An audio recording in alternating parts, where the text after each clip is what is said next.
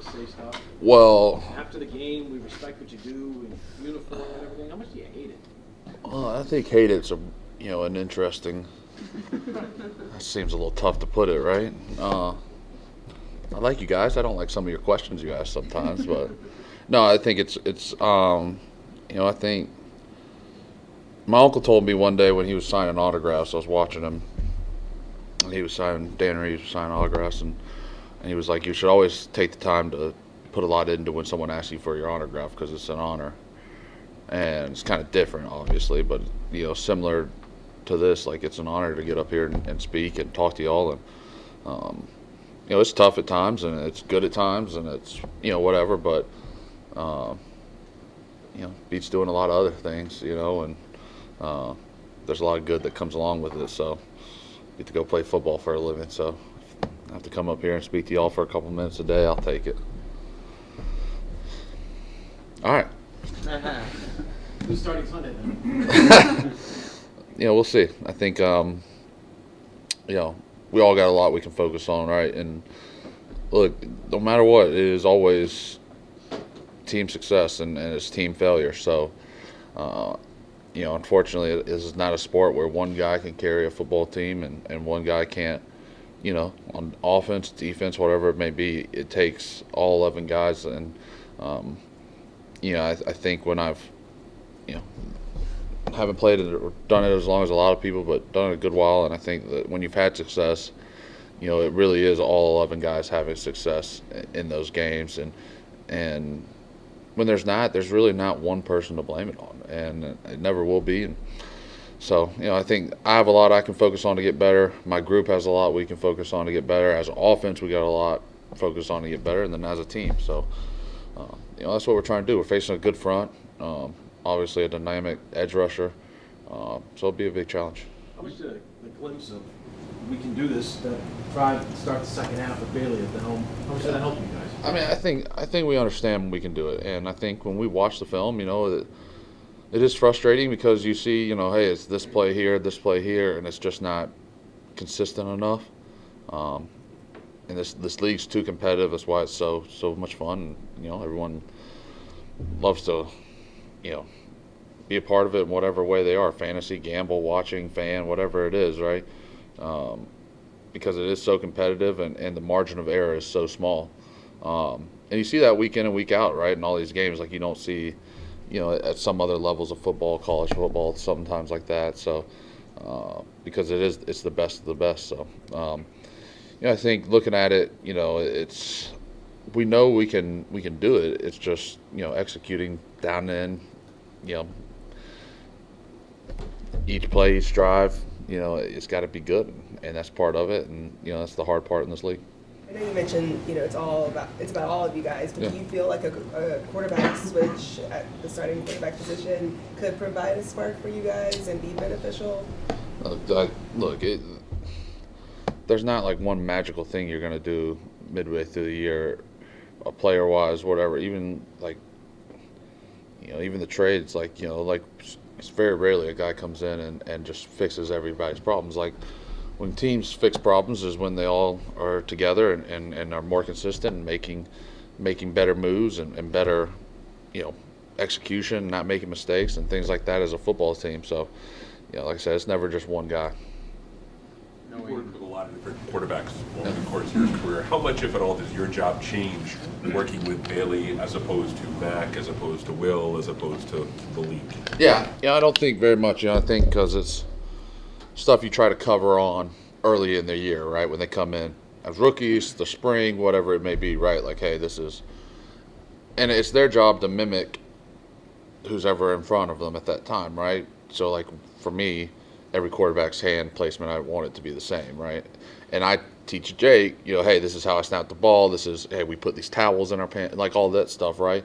And then when I came in, it was Ryan Wendell, Brian Stork, hey, you have to snap it like these guys, and things like that. So that's stuff you work on early on. So, there's really not much of a difference. And, that's how you want it for the snap count because you can't, it's hard,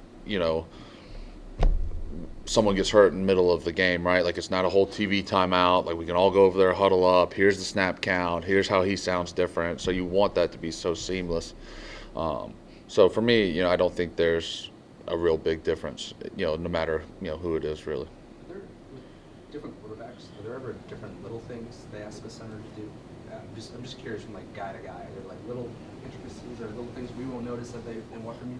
No, I mean, you know, Tom was a taller guy, so it was always get your butt up. He always wanted, and I had to be like, dude, like I can't be straight-legged and have to go try to block this guy, you know. But I would somehow be straight-legged trying to go block this guy. So, you know, but I think that was the only one because he was a lot tall, and you know, there was a lot of things, right, when you're coming into the league and this guy's played for 100 years. Like, yeah, you try to do everything he tells you to do, and if it, you know, but no, I don't think so. I think, you know, it's just working together. Like, hey, like, you know, what did you see right there that made me on this protection call or whatever it may be. So, you know, you try to see the game through the same set of eyes, but you try to do that. You want your right guard to see the look that you're seeing, your left guard, the tackles, the tight ends. You know, you really want everybody to see the picture. You know, and it obviously starts with me and the quarterback. So, you know, that's the goal each week. That process of teaching Jake that you were talking about, was that something that was mostly back in training camp, or is that something that continues throughout the season? Yeah, I mean, like the ins and out of like snap, like, you know, like I don't really like, you know, Jake played a lot of center, so like it wasn't like, hey, this is how you snap the football. Like, he understood it, but it's like, hey, you know, sure you're consistent on the same spot, like towel, you know, really there wasn't much change in that, you know, and that's really during training camp. And then once we get into it, like Jake does a really good job. You know, really appreciate how he's come in. I think he's gotten a lot better. Now it's more like, hey, like, all right, you know, you're starting to get everything playbook wise, you know, all this stuff. Now, like, let's start focusing on like, hey, you know, your hand on that set wasn't very good. Like, oh, you saw how good you did it on this one. It's because of X, Y, Z, you know, and then you got beat on this rep. All right, hey, look, now you see, did it right this time, did it wrong this time, or how now are guys in practice attacking you? Like, you know, what are your weaknesses? And I think as you get older, and that was something, you know, I learned, you try to figure out that each week, like, all right, what am I not good at? What is this guy good at? How does that compare? How are the guys going to try to attack me? How are they going to try to attack us as a unit? What are our strengths and weaknesses? So you try to pass that stuff along, and you know, we got a lot of good. James Ferris does a great job. You know, obviously long background in this game and things like that. So, you know, we've got a lot of guys, you know, Riley Reeve, Trent, like, you know, we got some veteran guys that can kind of, you know, hey, like, this is what I see, this is what I do. But I think as a player too, as a young player sometimes too, you never want to mimic someone too much in their play style because everyone's different. Like, you really have to figure out what are your strengths, what are your weaknesses, and how do I develop those? How do I, you know, mimic or minimize my weaknesses? And with Adrian away from the team, Yeah. have you or James or anyone taken on kind of had to change anything you do as a leader? Or No, I don't think so. You know, it's unfortunate, you know, obviously what AK is going through, and you know, but obviously, like, you know, we're still trying to play football, and Billy Yates does a great job for us. You know, obviously I've worked with him for the last 3 years, and he's been in that room and really has done a great job trying to develop guys, you know, and obviously kind of getting thrown into a situation this year. So, you know, it's just part of it. But no, I wouldn't say there's like, you know, I'm not here late at night doing the game plan meetings. I'm going to go home.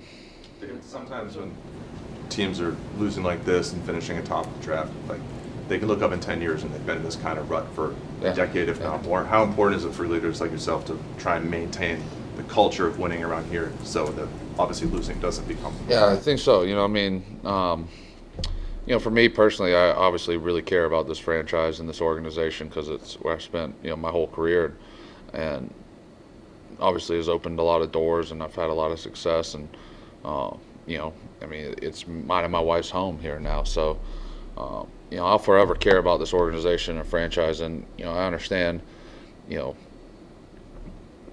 the outside about that and stuff, but obviously we're trying to win games no matter what, because you don't know how many more opportunities you're going to get and things like that, and you know, just reality of it, I probably won't be here in 10 years, so you know, you try to take advantage of each opportunity you get each Sunday, and obviously, like I said, definitely care a lot about this organization, and there's guys that put a lot of time and effort and sacrifice a lot for this organization, and you try to do that and honor them. So, and honor yourself. Mike, do you have one?